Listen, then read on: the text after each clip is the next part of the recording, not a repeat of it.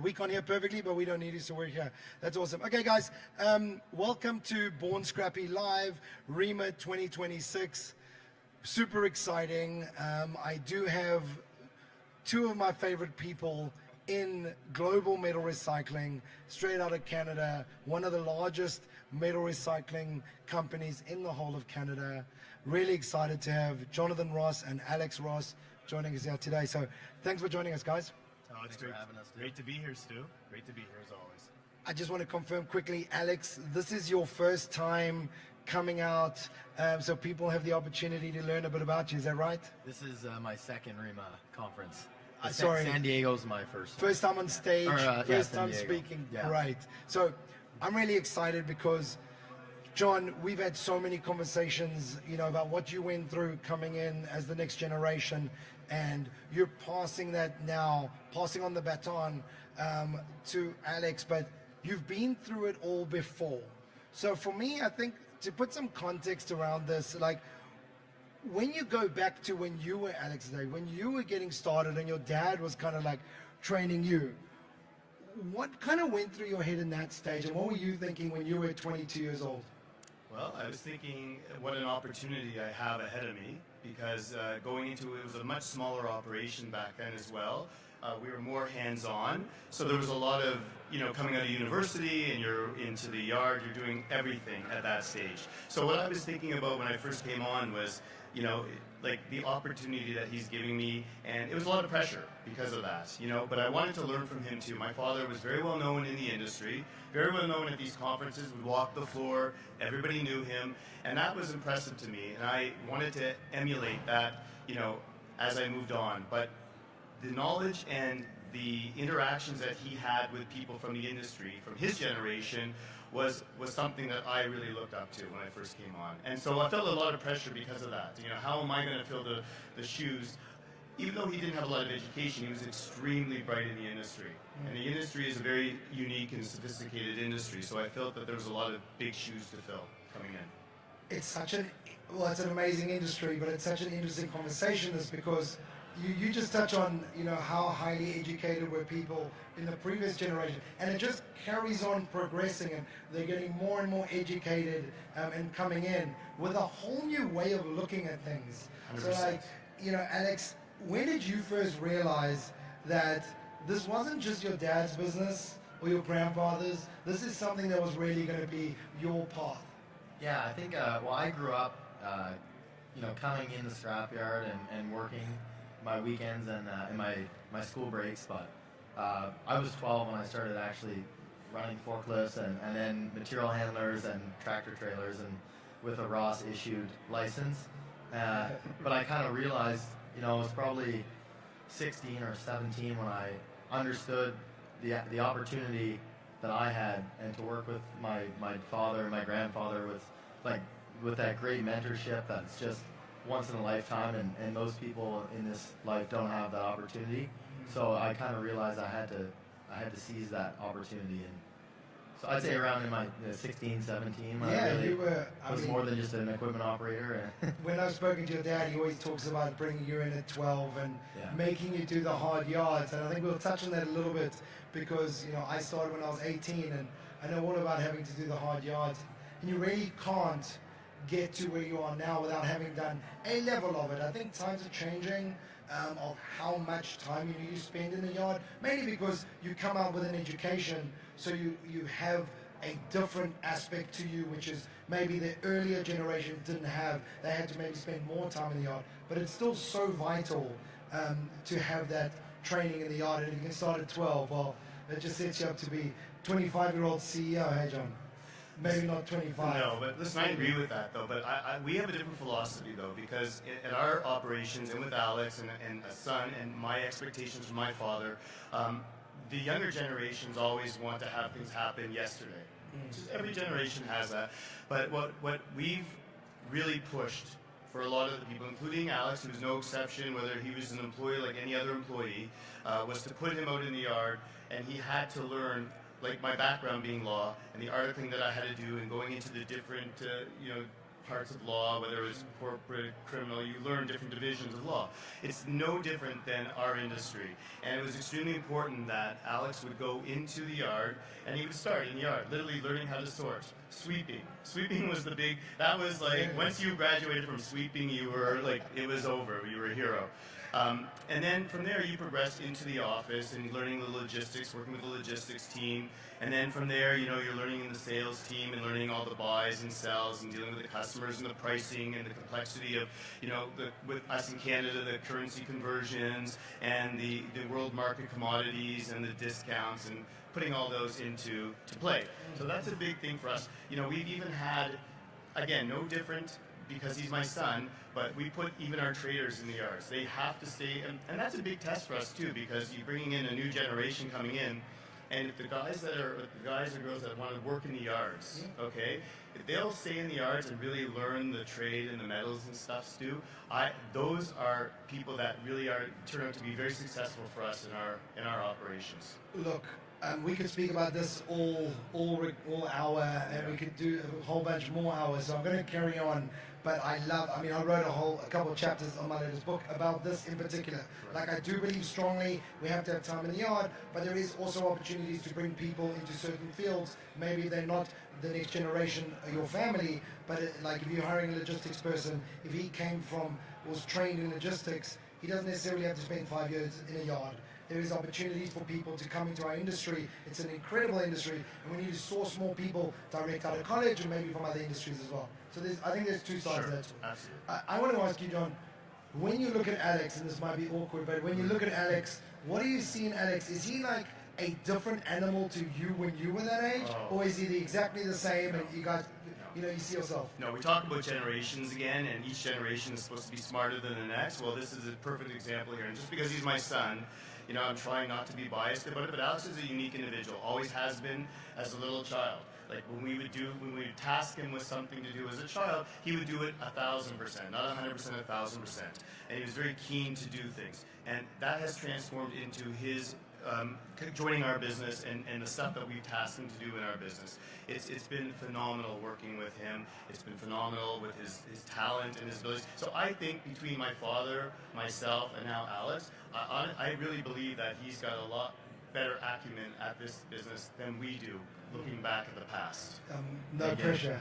I'm glad you didn't say, because you said, they say the next generation's always going to be smarter. I'm glad you didn't say, well, this one's an exception. That would have been a bit. Yeah, I would have been beaten by somebody else in the crowd. I hope not. Alex, I guess to you, I want to know, did you ever doubt that you were coming into this industry? Were you at college or at school and going like, no, I want to be a rocket scientist or something different? I would say as I got older, it was more the realization that I definitely wanted to do it. It wasn't like at one point I actually said, oh no, I actually don't want to do this. But no, I would say there's been no pulling back. I'm full on into it. That's awesome. Yeah. And John, I guess the answer to this is obvious, but did you ever feel that you had to kind of persuade him or subtly go, you're coming into this business when you're finished, or was it more the drive from him? No, Stu, I would never put that pressure on my children to do that. I wouldn't want that for me. I never had that pressure either. Just to clarify one thing though too, this is fifth generation sitting next to me right here. That's fifth generation of companies that don't make it past second and third generation. So that's a testament to the fact that we have this love for the industry, that we've come in without being pressured. Because I believe that if he was pressured, if my other son was pressured, and they're not interested in the business, there's going to be a lot more negativity. It's going to be a lot harder to be more successful, to grow, and to keep growing. So no pressure at all on him. This is all just organically wanting to be in the business. Over the last year, I've probably met Alex maybe 5 or 6 times. Yeah. And I know for a fact that that's very true. Like, I haven't met somebody your age as hungry as you. I hired a guy who was really hungry. And I actually said to him, I once said when I met him, I said, the only person I can compare you to is Alex Ross. That's a true story. That is a nice compliment. And just so you know, and anybody who's listening, I've had John on my podcast before, and for this one live, I said, you have to bring Alex. I think it's time Alex started introducing himself. He's going to be here for a very long time, so I just wanted to clarify, this isn't like a bring your child to school day. Bring your kid to work. Bring your kid to work. That's what I meant, exactly. It's different in South Africa and New Zealand. Child to school, same thing. How hard is it being a father and son? You guys have got a big operation. There's got to be times where it's like, no, we're not doing that, or can you stop talking right now? You're embarrassing me. What's it like? I think we complement each other a lot more than we fight, and but if we have disagreements, we're pretty good about coming up with the pros and cons to make it the right decision. But I'm thankful for the relationship I have with my dad, that we can really put our heads together and I think for the most part make the right decision, and if we make the wrong decision, then that we can fix it quickly. My father-in-law says, make a decision and make it right. Yeah. So even if it was the wrong one, you just pivot and make it right. That's right. Exactly. That's right. Yeah, I like that. Exactly. And you, John? No, we get along well. Alex, again, I'll use his words. We have a good synergy together. Listen, I mean, the filters are dropped in a family business, no question, right? It's not the same as just an employee that's unrelated to the company. And when the filters are dropped, things can get said a little bit more freer. But at the end of the day, what we do really well at is that we don't walk away from each other mad. We walk back into the room, and he points out things that I've messed up. And he'll listen to what I have to say as well on things that he needs to sharpen up with. But at the end of the day, by working closely together, we're very lucky in the sense that it is a unique situation that we do have a very good synergy together. Yeah, and I recognize the experience and the time that my dad's been in the business, so I try and listen when he tells me something. There's usually a reason for it. So. Yeah, and that's vital. I think it's vital that you understand each other's strengths and weaknesses. As you guys know, I work with my wife. Now that's intense. It's been 7 years now. I'm actually only 20 years old, but I look a bit older because of the 7 years I've been working with my wife. No, the truth is, as long as you know each other's strengths and weaknesses, and you are able to have a discussion, a debate, and it can even get heated, and actually come through that and still be comfortable. It's so vitally important. And I think the one thing that's the most important thing I always did, we employed 4,200 people, and one of the first things that I always made in any conversation I had with somebody where there was an issue was, what is the person's intention? And when you're going in different directions, it's harder to have a debate and come out on the other side and feel that, okay, we've come up with the right solution.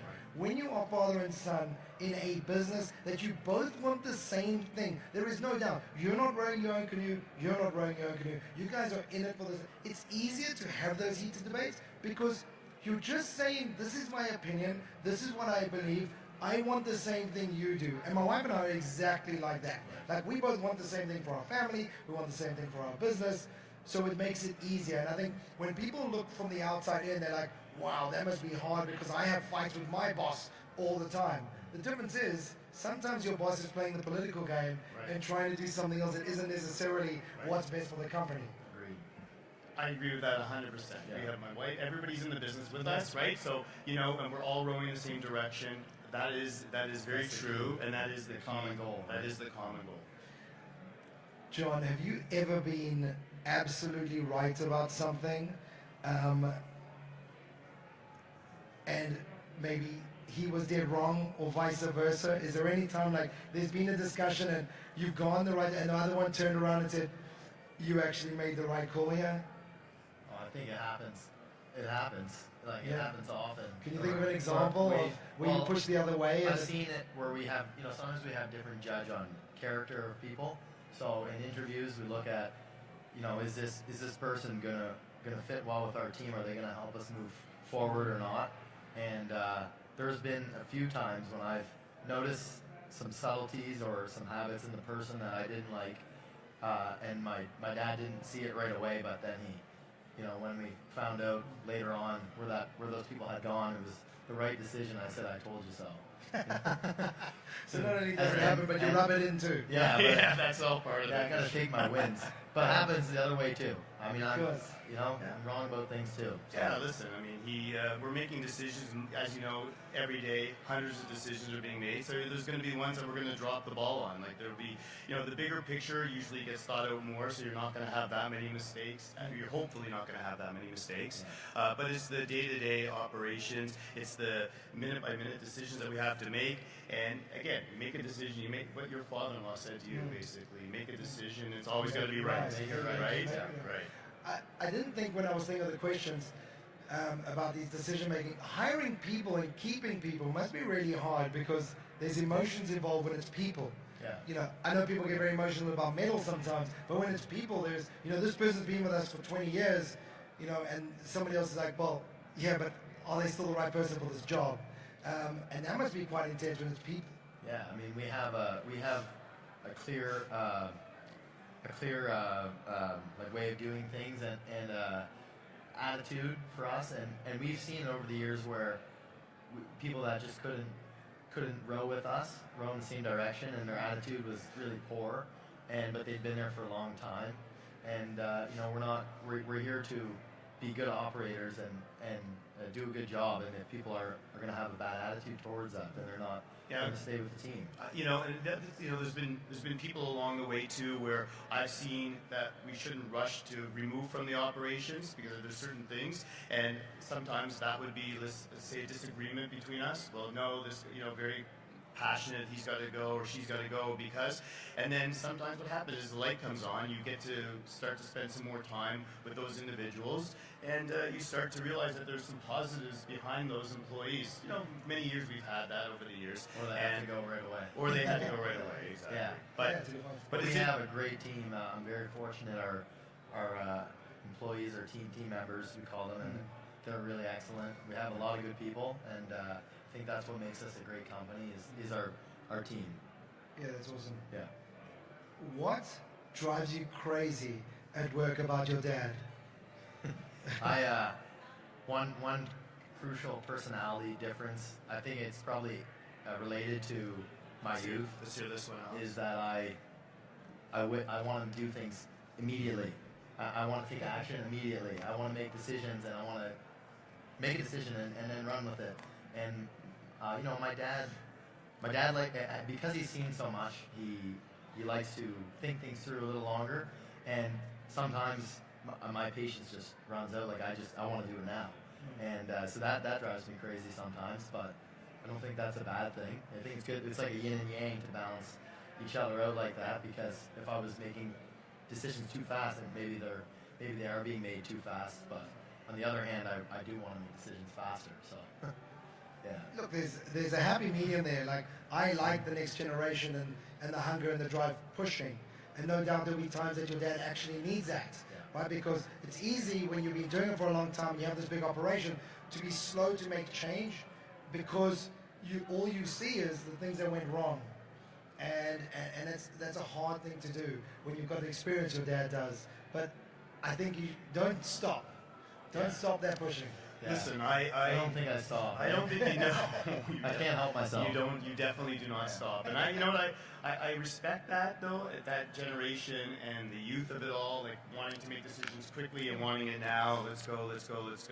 And that's, you're right. I agree with it. That's really important to have that, channel that energy. So we take that energy and we talk it out, and I just try to slow it down a little bit because, listen, again, one of the big things that we always instill in all of our managers and what's made us very successful is the fact that we let them make decisions now. Instead of micromanaging the old ways when we were a lot smaller and every little thing was micromanaged, we really, really give our managers now the ability. It's no different than with Alex too. Make decisions, but make sure that when you're making these decisions that besides them being right, if there is a mistake made, because mistakes happen every day, that you know how to correct those decisions. And I expect the same of him as well. So the slowing down a little bit also gives you a chance to say, okay, if I make this decision, you know, what are the consequences of that decision? Exactly. Yeah. And I want him to understand that a little bit better, you know, coming in, not guns a-blazing, just making decisions all over the place and having to correct things because it was too rushed. The problem with that is, and why I like that they're making decisions, is because the only way to really learn is to fail. And if you overthink everything, you'll never make a decision, you'll never fail, and your business won't move anywhere.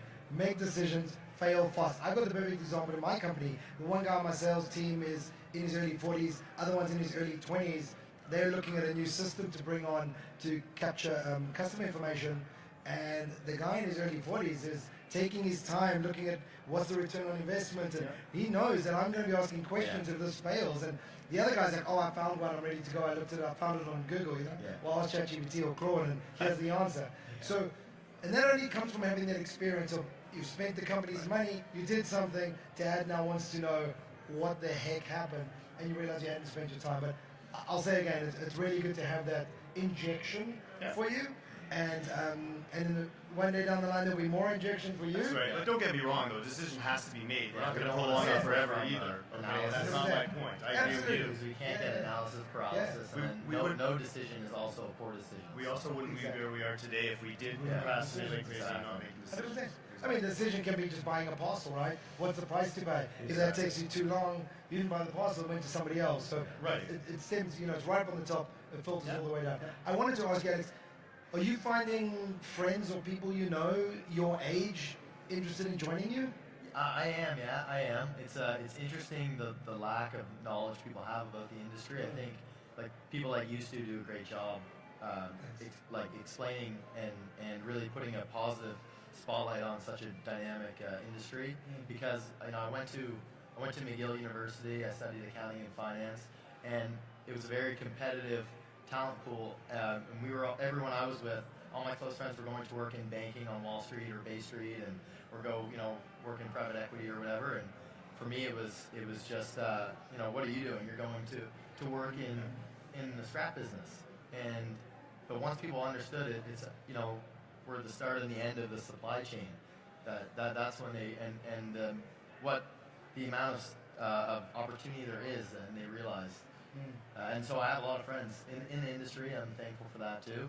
And I think there's a lot of talent that needs to be scouted out and brought into the industry. That's a good point. So here's one thing about the next gen that the next gen, a son to a family business, brings that I didn't see. And this I thought was a really good example, and you touched upon it. The fact is, he's coming out with an accounting degree from a big university in Canada, and he told me, Dad, I have to tell you, you have to look at university degree people more, even in finance. And I would have never really thought about that. I have 2 degrees, an undergrad and a law degree, but I would never have thought about it until he brought it to my attention that when you look at the industry, and you look at where those guys are going to Wall Street and Bay Street in Toronto, you're dealing with, currency, again, as I said, currencies, commodities, trading. You get to travel, international travel. You get to physically go out into the warehouse that's, high touch. So he highlighted something to me that I never thought about. And because of that, we ended up hiring a very successful trader at the time, right out of university, our first time ever. Because my thought was always to take somebody you don't have to have as much education, we'll educate you. You're going to get somebody who has too much education coming in, and this is not going to be sexy enough for them, sexy enough industry where they could be down in Wall Street making, hundreds of thousands. But he showed me that, and that was a really good example of something that I've taken from the next gen that really worked for us significantly. Yeah, that's awesome. I mean, we got Jackie Lotzko here as well, who, was the best young apprentice, came through similar to you, now leading the Canadian Recycling Association, Kerry, and it's just such a inspiration to be able to see the young people that come through, and then, it's great to be able to show them and point to Jackie and point to other people that go, hey, they were here too. Look at where they are now, right? You're not there yet, but to bring your team in and your friends in and go, but look, this person was once there and now is there. The opportunity is something that we don't show enough of. It's exactly what you said. We're in commodity trading, we're in finance, we're in logistics, we're in marketing. We do all of this. And it can be sexy if you take the department, but if you take the whole industry, nobody thinks it is. So I think that's really important. We show them the progression. Yeah, and again, being young and seeing those different things that we don't always see, that was a perfect example of something that Next Gen brings to the table. But this whole group, though, together, by the way, you speak about, friends in the industry. He's really developing a lot. Carrie, through Jacqueline, we're developing a lot of the Next Gen in our association. ReMA has it, of course. ReMA has a very good strong Next Gen. And there's a group of them that all know each other, all coming from family businesses or for some bigger industries that are not family businesses. And they all get together and they all talk to each other. And when they come together here, they're together. So I think that's really, really, it's nice to see the change of guard. Absolutely. Look, I tell all the guys in their early 20s, get to these conventions and start making friends, because you've got 60 years of being surrounded by these people. So you better start liking them, right?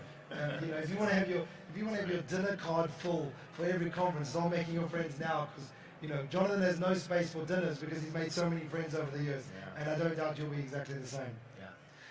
I wanted to ask you, John, when you brought Alex in, was there a documented process or an outline of how you were going to do things? It's your first kid coming in, or were you like, hey, you've been in the yard before, Alex, go join the yard and let's see how it goes? No, I guess I want to say no. There was a thought process to it, because of course I'm not going to bring him in and bring him right into the C-suite sort of situation, because that's going to set him up for failure. It's going to set everybody up for failure for transitioning. And one of the things that I've always been instilled by my father too is, how do you gain the respect? It's a simple answer. Gaining the respect is by being in the trenches with the employees and showing them that you're willing to, roll up your sleeves, be a part of, the operations. And that's something that Alex was very good at. He didn't question it. He didn't, say, no, I want to be right in the office day one. He learned, we were always taught being self-starters in terms of there was no real sort of formality of how we learned to do things. And it passed on to Alex in the sense that he jumped into a truck, learned to drive trucks in the yard. We moved material around our yard on a Saturday. That was a day that he would go in, very tight spaces, long trailers. He learned it himself, figured it all out himself. And then he'd get out of the truck, he'd be helping cleaning, sorting, doing whatever he had to do to learn the business to do. And it gained a lot of respect. And so let's fast forward to today because of that respect. So the same employees that are still there, they know him. They don't look at him as the owner's son, because that is a very hard thing to dispel. That is a very big target on your back when you're coming in as the owner's son. So what we did by him doing that is now he's taken over a couple of yards and helped transform the yards, like underperforming yards, that he would go in and change the dynamics of it. And they had a tremendous respect for him. And I was very, very impressed to watch him have that respect by our employees. So that's a huge thing that needs to happen, and I'm really proud of Alex. I think if I was to kind of sum that up, it's all about earning respect early, right? And you've got to earn the respect. You can't be given respect from your father. You can't be like, everybody now respect this young guy. He's going to now one day take over the company. It's got to be earned. You've got to go join everybody else and do that actual work. And when you start having an impact, that's when people respect you. You just got to take over a small yard, 100%. And all of a sudden that yard floor is clean, everybody's experience is better. Customers are all of a sudden saying how much more they enjoy that yard because they come through, they're in and out quickly, prices are better, whatever it might be, it's making more money. That's when everybody else turns on and go, wow, this guy's actually going to be really good for us. Yeah, I totally agree. It's all those things, and it's really satisfying to see that progression and see that positive impact, and it's a ground up approach. Right? When you walk into those yards, you're not walking in nose in the air, boss's son. You are walking in. You are saying good morning to everybody. How was your weekend? That's one thing. And I've had a lot of reports back from our managers on how respectful he is to the employees and how nice it is to be working with them. So again, testament to you and your personality, testament maybe to the family and the family business. But I think that's really, really critical, because again, that is where you're either going to win or lose. And if you don't gain that respect early, to your point, it's going to be a real uphill battle for the company to transition. I agree. George Adams says, and I've heard him say it a few times now, you work for your employees. And if you go in with that attitude, then when you walk into the yard and you're actually asking for how things going, how what have you learned, what can we do better, where they feel that you actually are working for them and trying to help them, that attitude changes completely. Oh, I absolutely agree with that statement. George is a smart guy, so that's one of the many smart things. I've had a lot of conversations with him, and his synergies and our synergies are very aligned that way, for sure. Yeah, that's awesome. Alex, what was the hardest skill you learned? It goes back to patience. Like, honestly, that is a tough skill for me to learn. Like, it's counter to my personality of wanting to act fast, and so my dad's really shown me, the importance of being patient, and things take time, and sometimes things shouldn't take time, but people don't answer emails outside of our organization, that slows us down, or they don't answer the phone, or things that are out of our control. But just learning to control the things that I can control, and then relaxing on the other things, and hopefully with a little bit of nudge, it'll work itself out. So you're 22, right? Yeah. That's pretty wise. Like to know, I think one of the most important things I probably only learned in my 40s, which was just the other day, okay, I'm just saying, I haven't been in it for that long. I'm the same boat. Exactly. I'm in my 30s. Was the ability to worry about what you can control and you can't. Right? Like if I know that I can't control this, that's the only thing I should focus on. Yeah. Everything else goes in the side or rear view mirror. Yeah. And I worry about that at a later stage. Has that been dealt with? Has somebody handled that? But if it's out of my control, I move on and I don't harp on those things. Absolutely. No, I agree with that. Yeah, it's good. Well, that takes skill, though. It takes some, discipline and skill to get through that. And then on a really practical level, learning the ins and outs of a shredding plant has also been very eye-opening for me. I spend most of my time in our steel yard and with our shredder operations, and I feel like I've come a long way from what I knew as a kid, not really working involved with the shredder at all, to now. And it's fascinating the technology coming down the line and what's already been invented by a lot of talented engineers. So, John, I know it wasn't that long ago because you were so super young that you were taking over from your dad, right? Yeah. Just the other day. What do you wish someone had told you when you were his age? And have you told him that? That's a tough question. I don't know, because I've always been naturally just born to just run with something. I'm firstborn. I don't know. Just because I'm firstborn, he's firstborn. There seems to be a lot of natural I'm abilities. secondborn. All of a sudden I feel like I'm judged. Oh. Yeah, well, I'm just gonna say Should I leave? yeah. Well, it's another conversation. No, but I think there's not a lot, because again, we've never had there's always pressures. You're now taking over. There's the financial. Listen, you're looking after 500 employees and families and their families. I feel the weight of that responsibility every day when I walk into work. Did your dad give you a speech? Was there what you just said right now? No. Did you have that? Have No. you done that with Alex? No, I did not give Alex That's not that our speech. style. That isn't our style. Yeah. Did you wish you were told that? That's not something you're going to tell Alex. Listen, I mean, it is what it is. We're here. We are where we are today. I guess we've been given a great opportunity from my father to be able to take this company and really scale it. Yeah. And I'm very proud of what we've been able to do from what he started. Again, fifth generation, so you go back to my grandfather and great-grandfather. It was a very small mom-and-pop operation. But there's not a lot that my father, he did the best he could. He worked very hard at it. And he gave us freedom with a long rope to figure it out. So Okay. I don't really look at that as a... Your lovely wife is sitting in the crowd, ReMA. Yeah. I would ask her if she was sitting up here. And I know she's in the business. How do you guys separate the boardroom table versus the dinner table? Like, is home just what volume did we buy today? And what are the margins? Like, if somebody else... You don't separate it. No, there is no separation of church and state. There is definitely no separation. No, we do not separate. And you know what? It's fine. There are people, I do know lots of families, big family businesses, and they have rules around the table when they come in that the matriarch always says, we are not discussing business tonight at the table. That is not what happens at our home. We don't have enough hours in the day to afford that. Right. But this is your time to meet. It is. Because it's a quiet time of the day. So. Can I tell you something, Stu, though? It's not a bad thing that we're talking about, in our opinion. We find that we're away from the distraction of the day-to-day business and the multiple things that are going on every day. And what I find is that we can actually think a little more clearly by sitting at home around the dinner table to discuss issues that we can't talk about because every 10 minutes you're being interrupted. I just find it's a chance for us to focus a little bit more. And then also, we're not always all together in the business every day in the same room, right? So now it's almost like a boardroom. We're bringing everybody into the same room now. So we're working with each other. So if I have a problem or something's happening, Renee or Alex or my father, anybody has problems, we kind of present it to discuss and figure out how are we going to work together to overcome that issue. Or the successes. It's not always issues. There's also the successes. Hey, this happened today. Unreal. Like we really, we not to mention, for me, it's a passion. For my dad, it's a passion. So it's not like it's something that we don't like to talk about. Right. For the most part, it's always good problems to have or things that we can discuss in peace and figure out. I mean, we experience this at home. Lisa's laughing in the background there. Lisa grew up in the same environment, entrepreneurial family, and they used to always say their dinner table was the board table. But it's interesting, the boardroom table, what's interesting is that not only have you guys decided to not separate that, or separate it, you actually find it strategically positive to have feedback, meet around the table, and it's actually beneficial.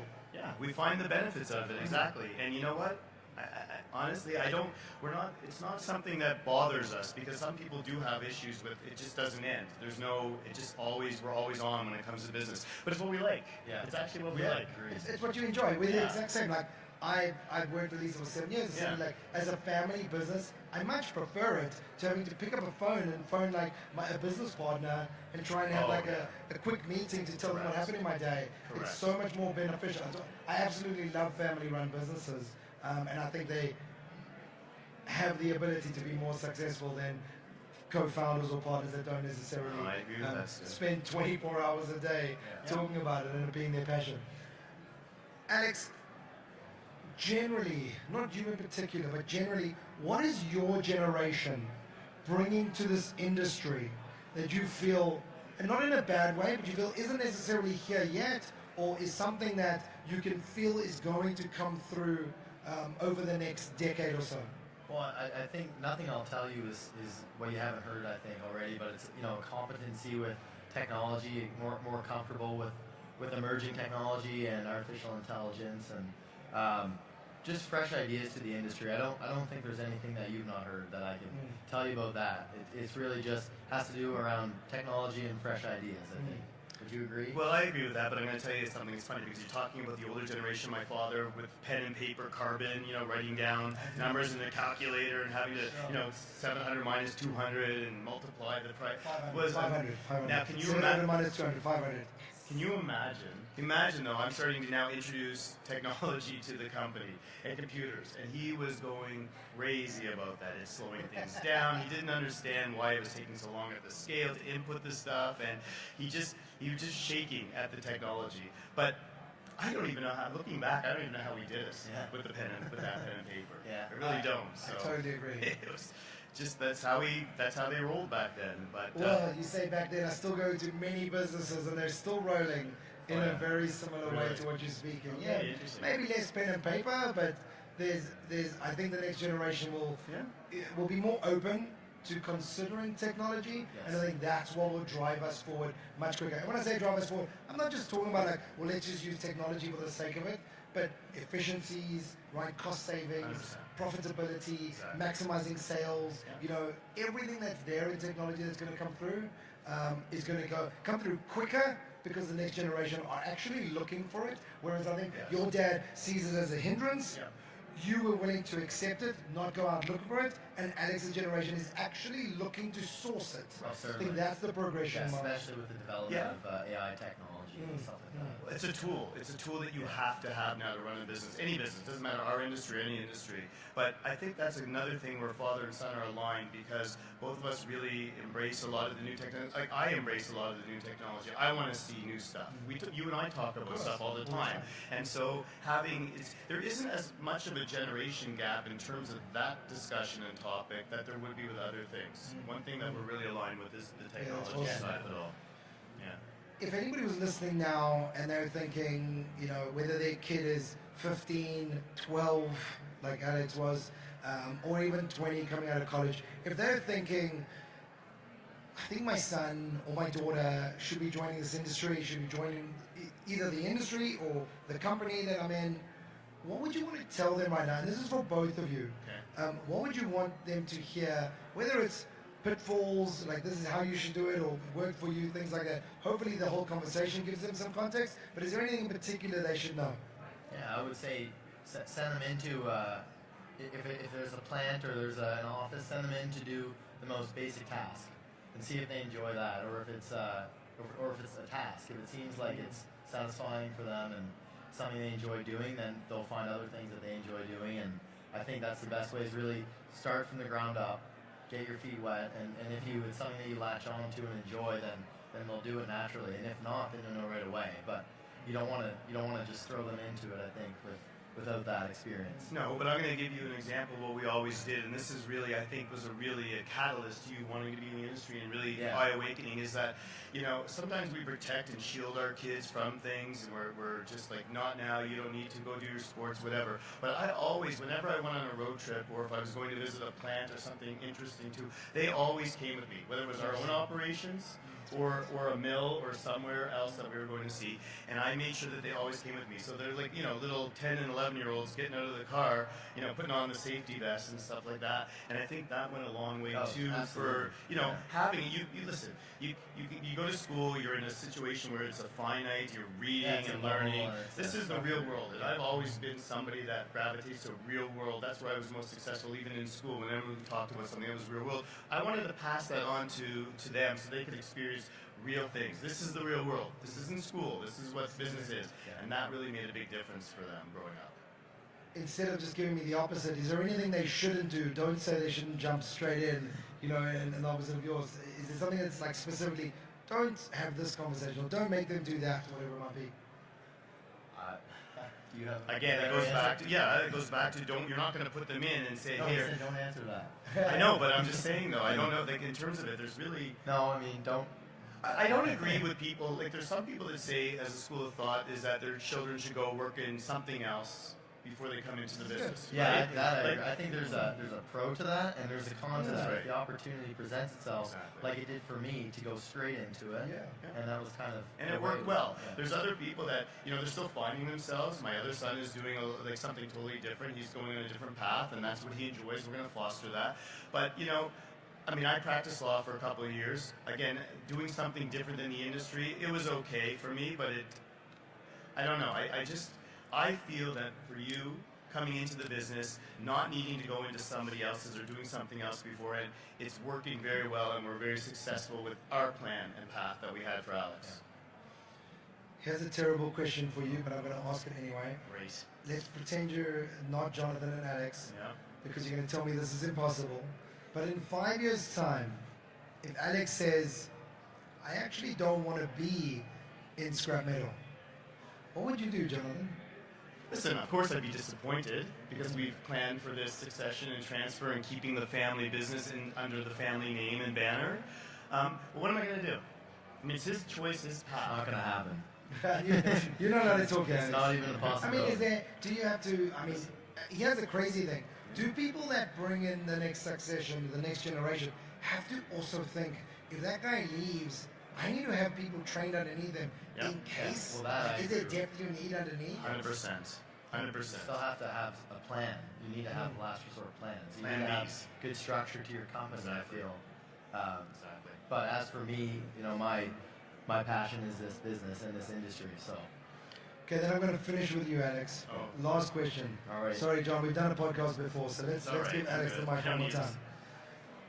20 years' time from now, what does your company look like? What's your role in it? And I don't mean CEO. I mean, what does your actual day-to-day look like? But just give me some context of where you guys will be. Well, I hope to really refine further refine ourselves and refine our processes and the way we present ourselves even more. Like, I'm a perfectionist, and I think you can never be absolutely perfect just by the nature of the industry and the commodities we deal with and the equipment that we use, and things break and things go wrong, but I want to be as flawless as possible.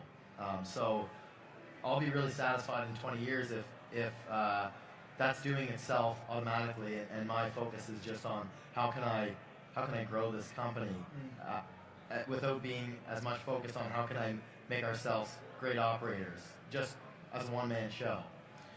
Okay, because that answer isn't measurable for me, and in 20 years' time when I'm still doing podcasts as an old man, I'm going to say, remember that time I spoke to you, Alex, and you said you were going to have an X as your company? How many yards are you going to have? What sort of volume? How many employees? How big are you guys going to be? I'm going to make you do it. Can we take the fifth? We're the United States. We're allowed to take the fifth. I certainly would like to grow our company. That is my number one goal. I don't want to say continue to scale. Continue, obviously, but I'll say, I don't want to pin a number. Let's make 100. Sure. All right, you heard it, champ. Jonathan Ross, 20 years time, 100 yards. top 3 in Canada at the time. Alex and John. Will we still be sitting at the same thing, reviewing it 20 years from now, do you think? We'll be We'll watching. 20 We'll be watching. 20 We'll year be watching. anniversary. We'll be watching. You'll be paying all the bills. Oh, great. John and Alex, thank you so much for joining us on Born Scrappy. Thanks for having us. It's always great, Stu. Thanks, guys. Great.